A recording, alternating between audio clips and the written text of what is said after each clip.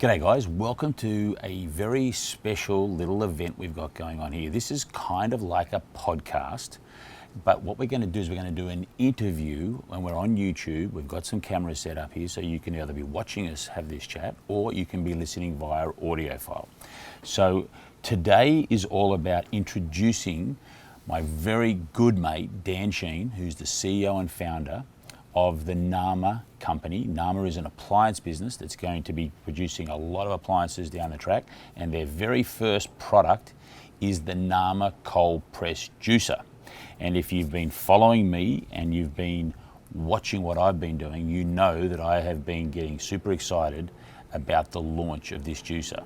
So maybe you're listening to this story straight after our launch, which is now, or maybe you're going to be listening to it in a couple of years' time. Whenever you do listen to it, check out namawell.com, and we're going to get chatting to the man behind the company, my good mate, Dan Sheehan. How are you, Dan? I'm great, Joe. How are you? Good, mate. Yeah, great. This is going to be a lot of fun. I think that you and I have been mates now for 3 years. Yes. And a lot's happened. A lot has happened. We've had many meetings, many phone calls, many dinners and lunches and juices and walks and talks.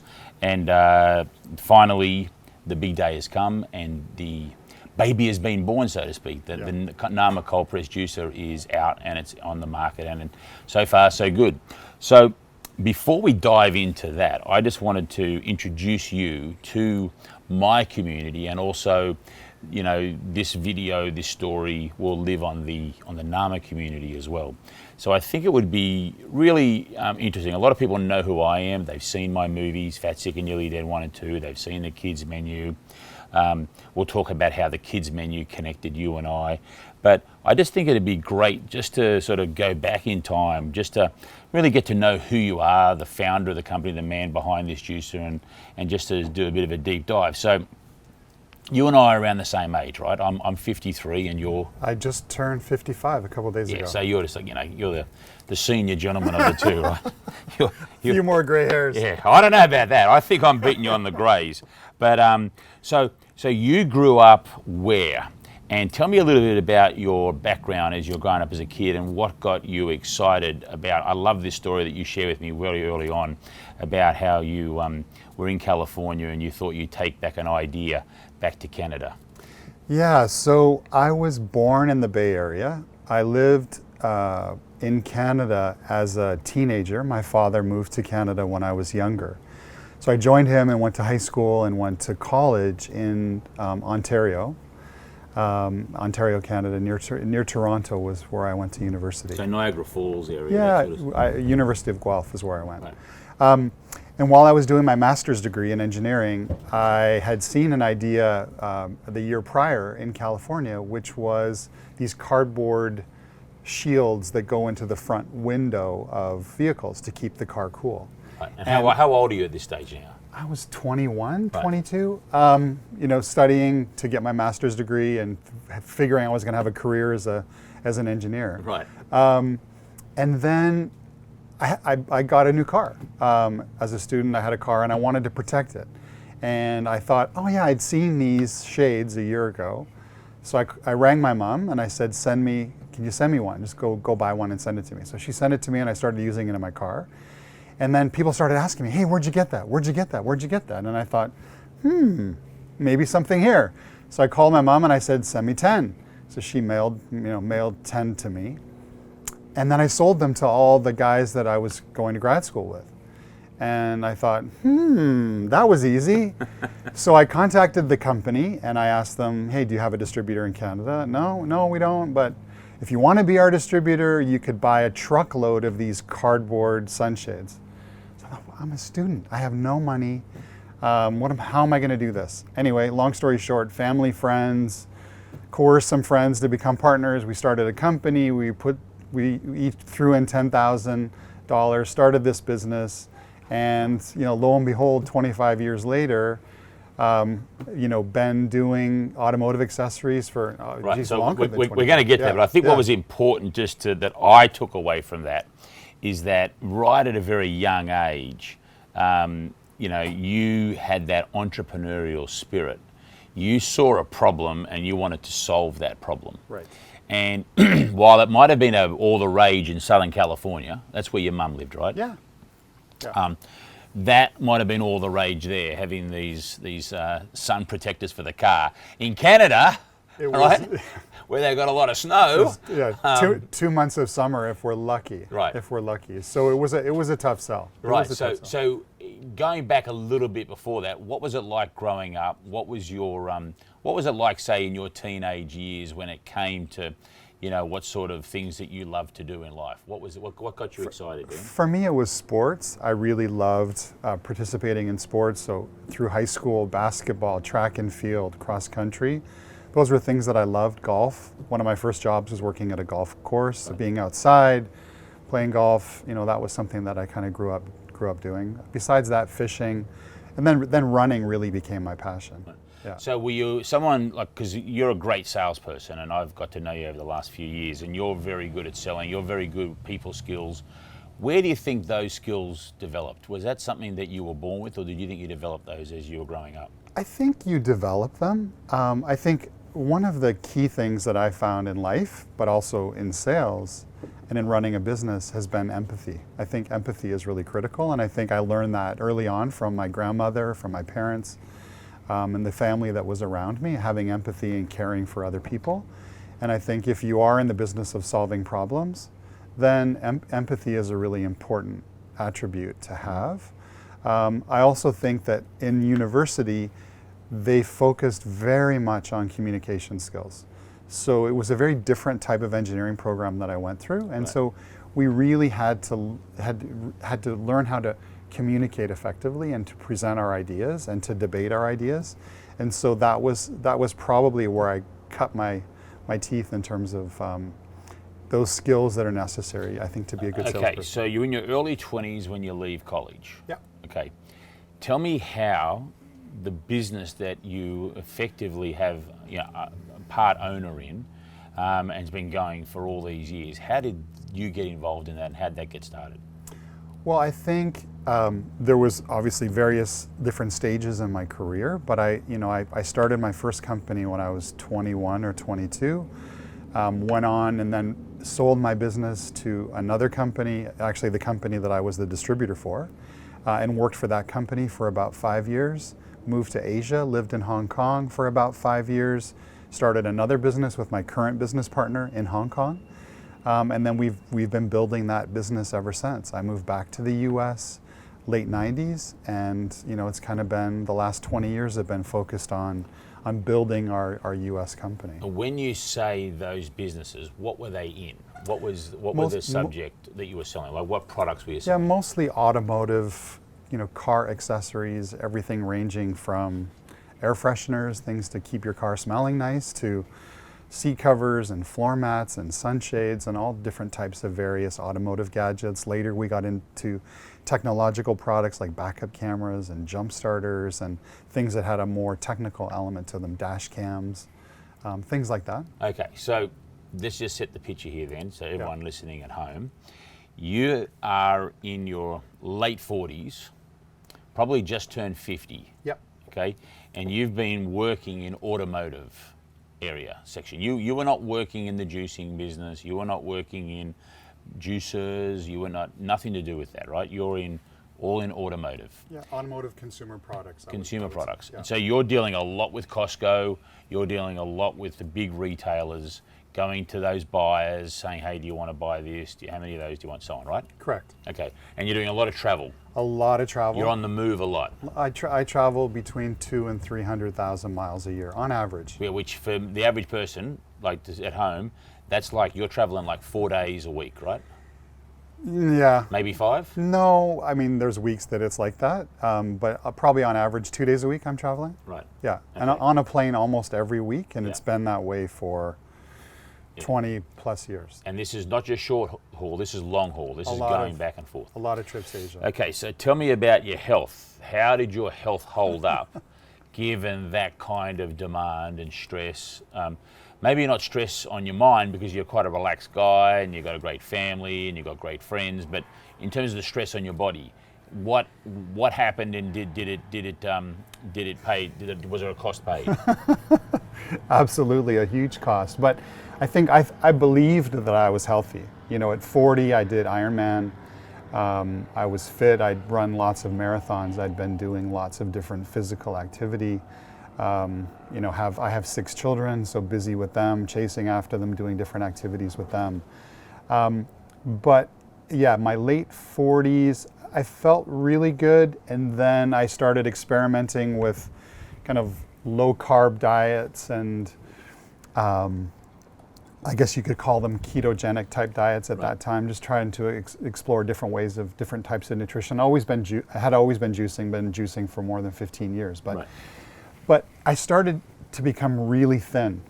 And I thought, oh, it's probably just, you know, the low carb diet. I'm just getting... It's working. Yeah, it's working. I'm getting more, I'm losing whatever my And you're my in your fat. late 40s now, are you? Late 40s, early 50s, maybe I just turned 50. Right. And up until this point, you hadn't been sick. You never go to the doctor, never the no doctor, medication, no nothing. Right. You know, I felt that I was healthy, and obviously, in order to be able to travel and run the business and do the things that I was doing, it was a pretty high output life. Right.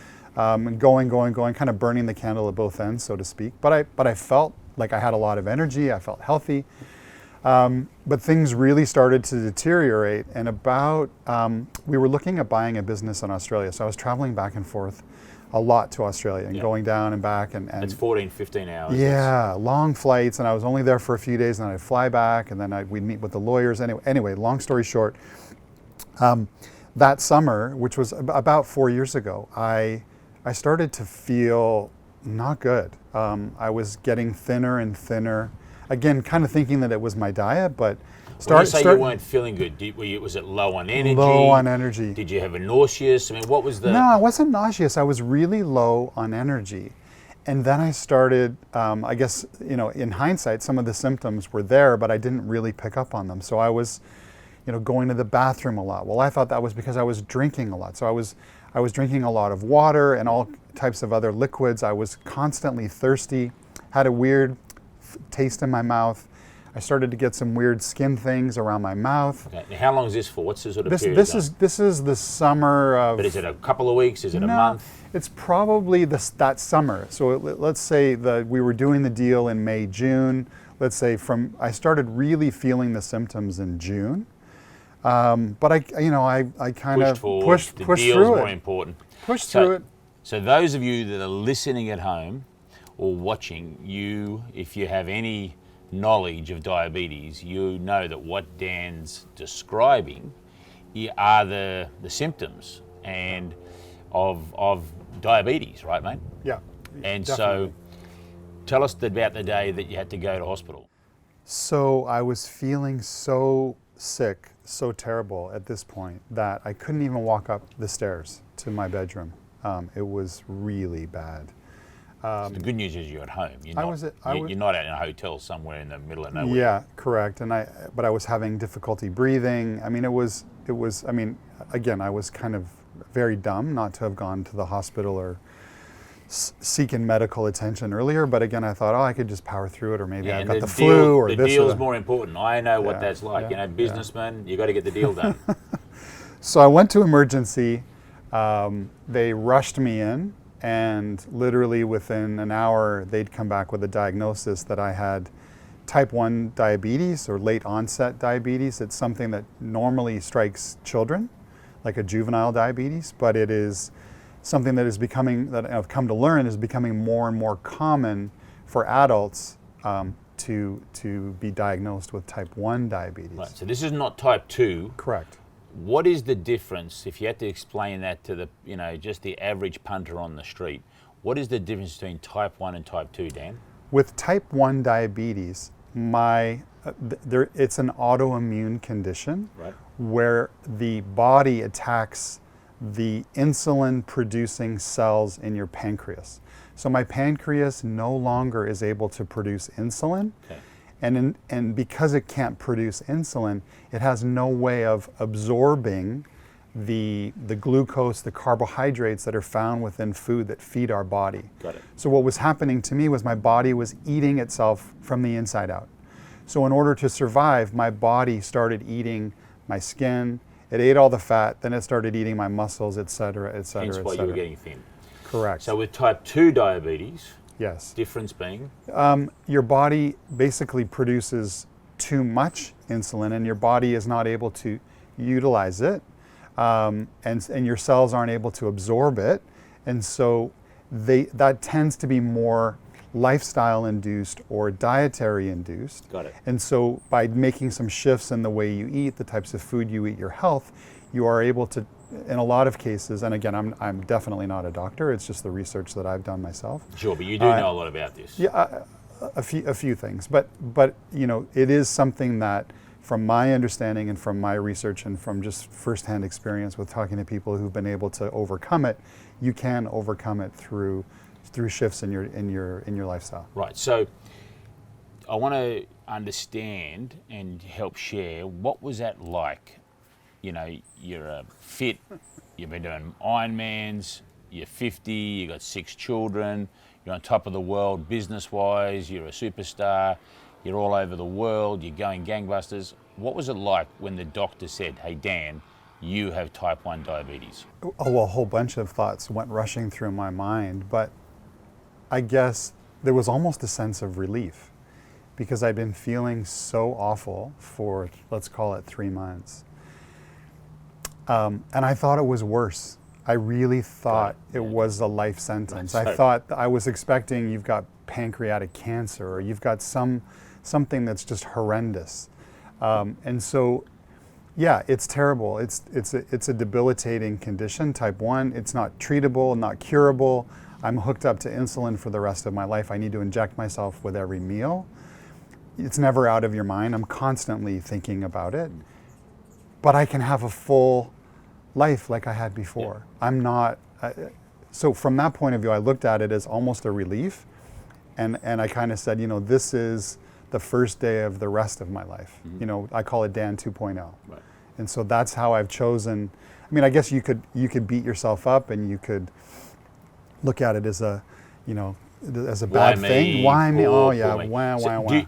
In your heart of hearts, in your gut, do you think that this autoimmune disease that is type 1 diabetes, do you think it was because of your lifestyle? Or do you think if you'd been like the guy with the bar on the beach for the last 40 years down in the Caribbean, that you still would have got it? What's your thought? My thought is that it was lifestyle induced, for sure. I mean, burning the candle at both ends, probably a ton of inflammation, the travel, the lack of sleep, the poor diet in some regards. I mean, I've always had a pretty healthy diet, but early on, you know, probably too much sugar, just all of the things that, you know, they say can contribute to this and weaken your body's immune system to the point where my body started attacking itself with this disease. So we're hanging out in Venice right now, and you might hear some planes in the background because we are in the backyard of a beautiful little home here in Venice. We're near the airport, so just if you're at home wondering what that is, that's what that is. So Dan, when you now like look at this situation that happened in your life where you were given this sentence of diabetes type 1, where for the rest of your life you're going to have to create the insulin, put it in, well, not create it, but actually put it in yourself. Correct. How did that affect your thinking of where we are now with you, the founder and CEO of this brand new company, Nama, that is all about wellness, all about rituals, and has, you know, as I said earlier, the first product out on the market now being the Nama cold press juicer? Yeah. So obviously this was a huge wake-up call for me that if I was going to be around and be able to stick around and be healthy for my family and for my business, for the people who work alongside me, I was going to need to shift some things. I mean, I'm still the crazy traveling guy. I still you are. That you are. I don't even know when to call you because I don't know what time zone you're on. I still travel a lot. It's in my DNA. I can't change that. But I think what I've definitely done is prioritized differently. I do a lot of trips, even business trips, together with my family. So we try to include business and pleasure in our travels. That's something that's really important to me. have definitely shifted the way that I eat. I always, for the last 15 years, I thought I ate pretty healthy, but certainly shifted way more to a plant-based diet. I do eat a little bit of meat, but not a lot. One of the things that I learned, and I can tell because I wear a continuous glucose monitor on my body at all times to monitor my blood glucose levels, but one of the things that I learned through this process is that if you eat a lot of protein actually, within the body, your body has a way of converting that more, the excess protein into glucose. Converts it into glucose, which is sugar. So for me, that's not good. So I do everything possible in my diet in order to minimize the amount of sugar. So I eat a lower carb, typically lower refined carb, breads and things like that, cereals and grains. I eat fewer of those, and I definitely eat more plants. And so after having gone through what I went through and thinking about the rest of my life, the 2.0 part of my life, I wanted it to look differently. And so while I still am partners in the business that is doing the consumer products, I really felt like I wanted to do something and really create something that could benefit a broader audience, the community at large, the world at large, and helping individuals maybe learn more, be educated, be inspired about the benefits of eating more plants, and how that could really impact their health, their performance, so on and so forth. And that was the genesis of. And so right before, it's a great segue into Nama, the company, and how they got started, but just one last thing I want the audience at home just to know about is that you've also, with your family, your wife, you have gone and bought a block of dirt on Vancouver Island, right? And this is not just any block of dirt. This is 18 beautiful acres of incredible farmland. And so you are really walking the walk, and as you talk the talk, because you are looking at making this your home, and you are looking at creating this incredible farm where you're going to nurture the soil and grow an enormous amount of produce, not only for your family, but for the community. Correct. Yeah, it's a big project that we started about a year ago. We're early on, but it's very exciting, and we simply can't wait to get it up and running. Yeah. So I can imagine being in automotive for most of your life, all starting with that idea that, I'm going to block the sun out of the windows from a car, to building a business that's doing well over $100 million in revenue, and a super successful company with, how many employees? 150, 120? What's the number of employees? I think we're approaching about 100 employees worldwide. 100 employees worldwide. Yeah. So, it's a big business and successful company, and it's been going for all those years. Along comes this idea that we want to create a business that's about wellness, that's about rituals, that you see an opportunity in the market to create a juicer. Down the road, we've got blender. A blender is on the drawing board. Is that right? That's correct. And then other products in the appliance world that can go into your home that help with your ritual of wellness. Help with the wellness rituals, but I think pretty much around the idea of how can we assist people in eating more plants. Right. Plants as in fruits and vegetables. What are those things that make it easier? Because we're all tight on time. We're all stressed. We all have jobs, careers, school, kids, family, commitments, etc. And so time is of the essence. So the average American, Australian person in Great Britain is getting around 8% plant food.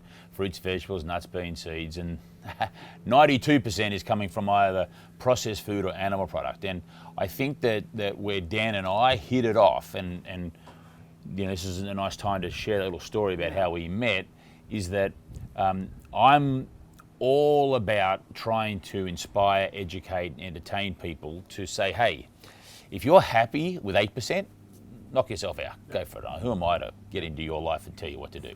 But if you're struggling, if you're not feeling great, if you're low on energy, if you're broken, you've got some chronic illness, if you're taking pills, maybe, just maybe, you could have a look at this and see whether you're getting enough of Mother Nature's finest into your system.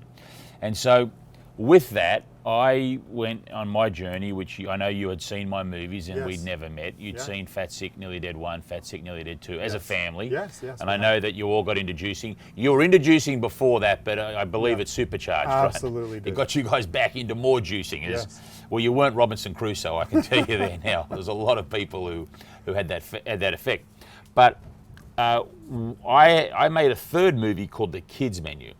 Now, The Kids Menu has not been widely seen because it went exclusively to Netflix. Right. And then Netflix did their huge original content where they went and did all their own stuff. So it got buried in the feed there.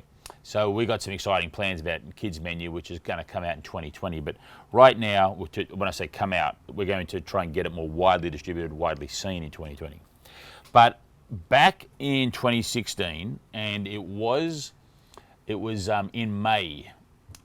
July of 2016, Correct. I believe, you were on the hunt for farms because you were looking at farms. Now, you ended up landing on Victoria, Vancouver Island in beautiful Canada there, where capital is Victoria, right? But you ended up landing on the property there, but you were looking East Coast. We were on Shelter Island on a family vacation. We had been traveling around Long Island. We'd been into New York. We thought this place sounded like a cool place to visit, so we were just tourists visiting Shelter Island. But at the same time, there were a lot of different farms, and Right. Long Island is famous for its agriculture. So we were touring farms, looking at different things because we had been planning to develop a farm on Vancouver Island. So we stopped at one particular farm. The name eludes me at this moment, but they had a roadside stand, and inside the roadside stand was where they would, they'd sell all their produce, and that's where we saw the infamous poster of you. Okay. And so who were you with? Who was traveling with you? I was there with my wife, my sister-in-law, 2 kids, and my niece. Right, so there were 6 of you. Yeah, 6 of us. And so this event that I had was the Kids Menu, which was a screening in the local library. And this wonderful lady had asked me 6 months ago would I come out to Shelter Island. And for those of you who don't know where Shelter Island is, it's a little island between the North and South Fork out at the Hamptons. And it's a beautiful part of the world. You get a little ferry across there. Amazing. It's gorgeous. Gorgeous. Anyway, I was screening my movie. I believe it was about like a 6 p.m. Start at the local library. And God bless her, she had put some flyers up all over the island. Yeah. And they were on telegraph poles, they were on bulletin boards. But the population of Shelter Island isn't, it's not New York City. So there weren't that many people, and it was raining, and it was even though it was July, it was a pretty miserable old day, if I remember. Yeah. So I had driven the 3 hours out from the city. I was living in New York City at the time, and Dan saw a billboard. And is it right you were going home that day, or you decided to stay, or Yeah, what was the story behind the sign? So we were touring this farm stand, and the poster was stuck to a piece of wood in the farm stand, and Leslie, my wife, pointed at the thing, and she's like, look, because we knew you, we knew your movies, we knew the movement that you had created, we'd been following it, and she's like, Joe is here tonight. We had no plans. Even if we'd had plans, we would have changed them. And we're like, let's go and meet this guy and see his new movie because it's really interesting. So you came along, and because you were 6, you were 50% of the audience. So it was a really good thing you came along, Dan. I've thanked you before, and I'll thank you again now publicly. Yeah, that was one of our smallest audience turnouts, but that's cool. It was a lovely lady who asked us to come out there. But hey, isn't it funny that it's funny how things go and how stories happen, and it's one of those journeys that I've spoken to friends about that it would have been very easy for me to cancel that event for that lady. Yeah. But I'd made a commitment. I said I was going to do it, so I followed through. And it's funny how I always say this: lady luck follows a person of action. Yes. And so both of us got very lucky that day in that I was there. I screened the film. It hadn't been released at that stage, and then we did a Q&A afterwards. And because there's only 12 people and Dan was half of the quorum with his family, Dan asked all the questions, and so that was fun. I think I made my kids ask a few. You did. And then afterwards, we took some family photos, and then you gave me your business card. Now, What's interesting about this is that I get people giving me their business card all the time at my events, all across the world. Because generally what they're wanting is they're wanting something from me. They want to, like, I've got this idea, or you invest in this, will you do this? But I took the card really thinking, well, this is a nice guy, but, I'm not sure anything will come from this. He's a really nice guy. We didn't have much of a chance to talk. We spoke for maybe 5 minutes tops. Oh, at the most, yeah. At the most. Yeah. So I put the card in my pocket, and I went home. I drove the 3 hours. Now, the next morning I had to get up at 7 and fly to Hawaii because it was my mum and dad's 50th wedding anniversary, and I had, as a gift, I promised to take them to Hawaii for a week. So we had a great time, and I knew that I had them booked into a spa treatments on all of Thursday afternoon. So I knew that the one block of time that I had where I could commit to a conversation with someone outside of my family was that Thursday afternoon. So when I got home, I was tired, but I saw Dan's card. I looked up on email his business, and this is a serious business. This is a serious guy. I'm going to pay him the respect of sending an email tonight. So I remember tapping at that email at about 2 a.m. and I tapped it out and said, Dan, why don't we talk on Thursday? Lo and behold, Thursday rolls around. Dan was ready for the Skype call. We had a 3-hour Skype call, talked about the vision of what you wanted to do, what I was looking to do, where I was looking to go. And so that really is, over 3 years ago now that happened. Yep. And within 12 months of that conversation, we had lawyers involved, we had paperwork going back and forth, we had a partnership knocking out where, it's funny how these things happen from a chance encounter and a meeting like that, and how things can change. And, you probably would have gone on this path anyway without me, but it was just an interesting sort of fortuitous meeting of both of us to come together, where you just had this big life-changing event from your health. Yeah. You knew you wanted, even though you love automotive and you love all the people in automotive and everyone you've worked with, you wanted to do something differently. I had a great relationship with Breville and a great time, but I also knew that there was something more for the next stage, the next chapter for me. People ask me, why did I use a Breville? And I did it because it was in the movie Fat, Sick and Nearly Dead. I wanted to be very authentic to that film. Now that we are, 12 years after I made that movie, I feel that it's okay now to go out into the next level and say, well, what is the best juicer out there? What can we bring to people that is going to be an incredible product? And if someone's listening at home and they've got a Breville and they've got their own juicer, that's great. Stick with it, hang in there. But when it comes time to change, upgrade, I think it's well worthwhile taking a look at Dan's company and checking out NamaWell.com and having a look at what they offer. So with all that being said, Dan, let's go into this business, this Nama vision you have. You just don't wake up one day and say, hey, I'm just going to go make a juicer and go into the garage. You have got some fantastic people working for you here in the USA and in Korea, but you have partnered up, or you have a production partner, is that what you would call it? Yeah, manufacturing partner. A manufacturing partner, and that is Huram. Correct. So why don't you just share a little bit about why you chose Huram and who Huram are for our community, so they can understand who they are. So Huram is the pioneer probably in this cold press, slow juicing technology. Their company was founded over 40 years ago. They've kind of perfected this whole thing with the auger and the slow pressing. And I had bought one of their juicers 14 years ago, right, when I first started really getting into juicing. And I loved it. And it lasted me quite a long time. I replaced it probably with a newer model about 8 years ago. Had always dreamed about the idea of maybe someday working with them. And through our partnership, through the fact that we had decided to work together, I approached them about a little over a year ago and said, you and I were working together, would they be interested in possibly partnering with us and manufacturing a juicer to our specifications? And then we did the whole ritual where we met with them and did the whole, bowing, holding the card, the name card, and everything. That was great. And look, and Peter and the team down there are fantastic people, and they're great. And I've enjoyed my trips down to Korea. I know you go a lot more than me, but it's great. And now we've even got some Korean staff on board with Lomi and our team down there. We do. You know, we're very excited to have partnered with Huron. I mean, the whole point is there's no point in doing something if you're not going to do it the best. Yeah. And they really are the best. They have the expertise, they have the technology, they have the team there that we've worked really closely with to make our own unique product in the Nama cold press juicer. So, you know, you talked about that being the best, and, you know, with the best, you know, in America, you're paying, you know, $399 for this juicer, which, you know, a lot of people might say, hey, you know, 180, 200 I get on a juicer, but why do I spend $399?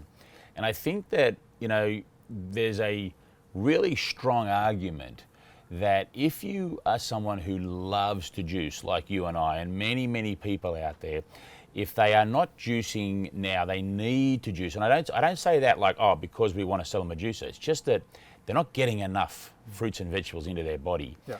And the juicing is a great way to supercharge it. So without going down that rabbit hole and the whole reasons why, I think what I'm excited about is that the yield, so the amount of juice, and I don't want to spend this conversation going into the sales pitch, but I think it's a really important point to understand for people that the amount of juice that comes out of a juicer is really important in the long term for how much of the product, the produce, the raw materials that you're putting into the machine. Correct. And I think that, you know, because you've done a lot of breaking of machines, you've tested, I mean, how many machines, how much juice do you think you've made in the last 2 years? Thousands of gallons, probably.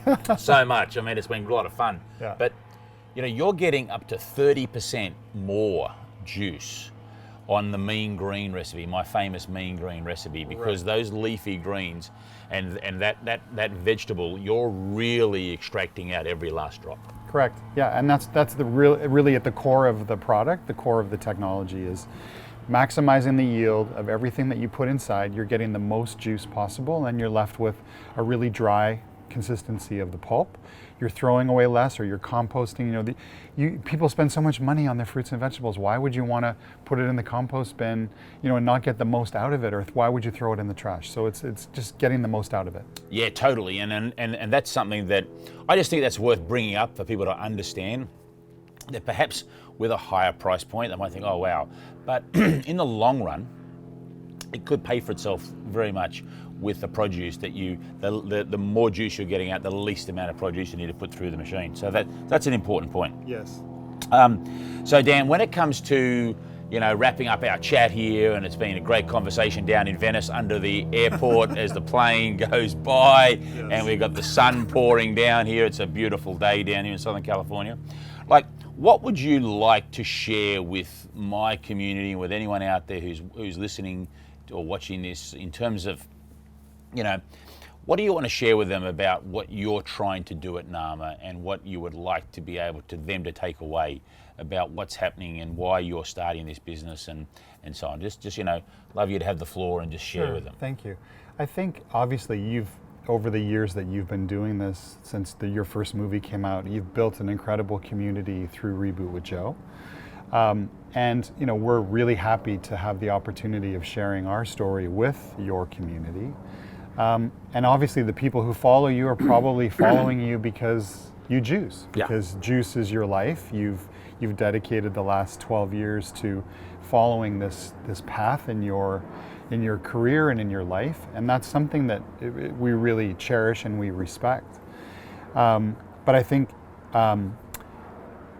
so whether people in your community already own a juicer or they don't, it doesn't matter. Nama is a place that they can come, they can get information, they can get recipes, they can get insights and interesting information.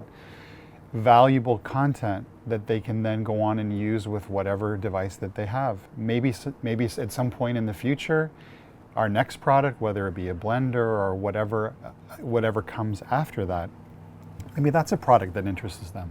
Yeah. You don't need to buy anything to be part of what we're trying to build. Yeah. And I think that's really, we want to encourage people to become healthier. We want to encourage families to create rituals around juicing. Again, I know that's something that's really been paramount to our family, is doing it as a family and being able to share those experiences and teaching those skills around eating healthy, drinking healthy at an early age. Those are things that are really, really important to us. And so we just encourage folks to come over and have a look and leave their comments. We're very early in our, obviously we launched only a day or so ago. So we're early in the future of our business, but we really look forward to a bright future going forward. We have a really aggressive plans for how we can help more people and touch more lives and bring more innovation and more really great quality products to the marketplace that help the community, help your community, help the world at large to eat more plants. I mean, that's really the bottom line, is creating appliances, products and services that help people eat more plants. Yeah, so I think that's really sums up the reason why we're partnering together, because it's very much aligns with the vision of what we've been trying to do to help people eat and drink more plants as they go forward. So I think it's an exciting partnership. I'm super pumped up about it, Dan. I really appreciate the time taking down so that you can sit here today and we can have a chat and find out a little bit more about the founder, the man behind Nama, and your first product being the Nama Cold Press Juicer. As you know, I've been using it for the last 3-4 months since the prototype 1, 2, 3, and now the final product. I love it. The thing I love the most about it, which I've shared with you and shared with many people before, is that I just love the versatility, that not only does it create amazing juice, not only does it get really great tasting juice, but I love the fact that I can make nut milks. I mean, I'm just super excited about being able to have a juicer that does more than just juice. Yeah. So, mate, with that, congratulations. Thank you. It's been awesome to chat with you today. I hope everybody who's been listening, if they want to find out more about Nama, they can go to namawell.com, which is your website. Yes. That's where you can order the juicer at the moment. This product is not in stores. It's only available as exclusivity through the Joe Cross community in the first couple of months. If you're listening to this in the years ahead, then it may well be in stores all around the world. But right now, while at the time of recording this, we are only in the first week of the launch, as Dan said, then at this present moment in time, it's only available from the website. Also, there is an Instagram, which is Nama Well, so Namawell, and also on Facebook. So I would ask you all to go and check out both of those social media platforms. Follow the Nama community there. Dan, mate, absolute pleasure. Always great to chat with you and spend time with you. We don't get enough time to spend together because you're always on a plane, flying somewhere, going over to... So come fly with me. Yeah, no, I think I've done enough. Me. I've done enough flying in my life. The less planes, the better. Okay, mate, great. So we'll raise a glass just here. We've got, cheers. for those listening, we've got some green juice here, which is a Vancouver Island green juice. Go looking for that video. It's out there in YouTube somewhere. And before we get blown away, before the house falls down here in Venice, juice on. Cheers, juice on.